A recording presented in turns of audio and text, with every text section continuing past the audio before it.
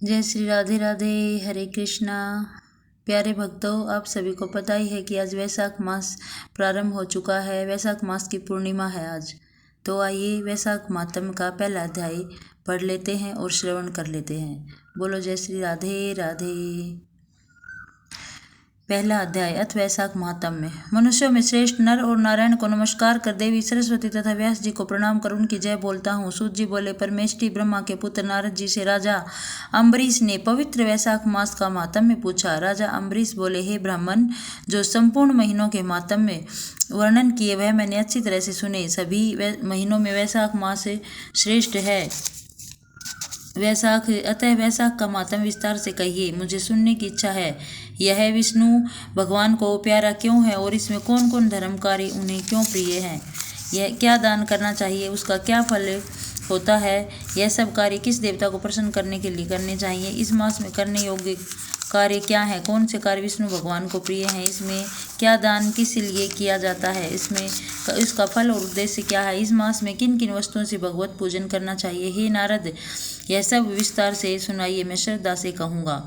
नारद जी बोले, हे राजन, ये सभी महीनों का महात्म्य पहले विष्णु जी ने लक्ष्मी जी से किया था, जो मुझसे ब्रह्मा जी ने कहा है। सब महीनों में कार्तिक, माघ और वैशाख मास श्रेष्ठ है। इन तीनों में वैशाख मास सबसे श्रेष्ठ माना गया है। यह महीना माता के समान सब जीवों को अभिष्ट फल देने वाला है।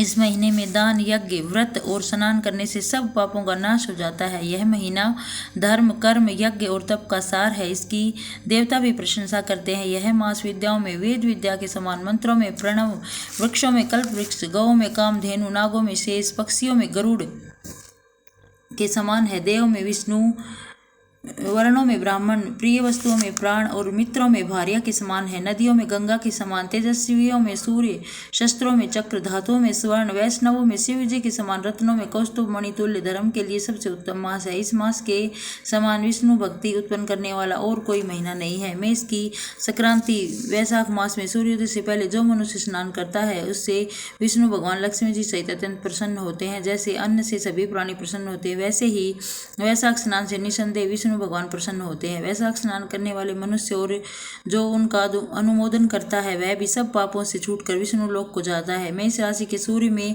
वैशाख मास में प्रातः काल एक बार भी स्नान कर जो मनुष्य द्विक करता है वह पापों से छूटकर विष्णु लोक पाता है। वैशाख मास में स्नान करने के लिए जो मनुष्य एक पग भी चलता है उसे 10,000 अश्वमेध यज्ञ करने का फल मिलता है। इसमें संदेह नहीं है।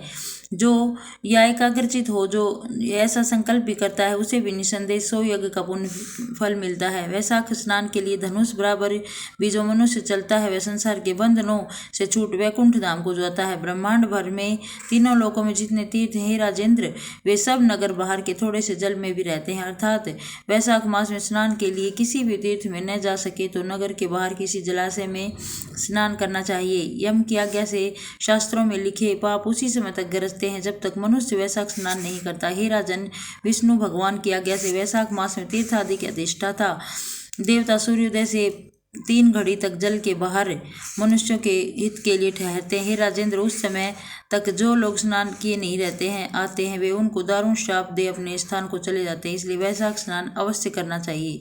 बोलो राधे कृष्ण कन्हैया की जय। श्री कृष्ण गोविंद हरे मुरारी, हे नाथ नारायण वासुदेवा। पितुमात स्वामी सखा हमारे, पितुमात स्वामी सखा हमारे, हे नाथ नारायण वासुदेवा। जय श्री राधे राधे।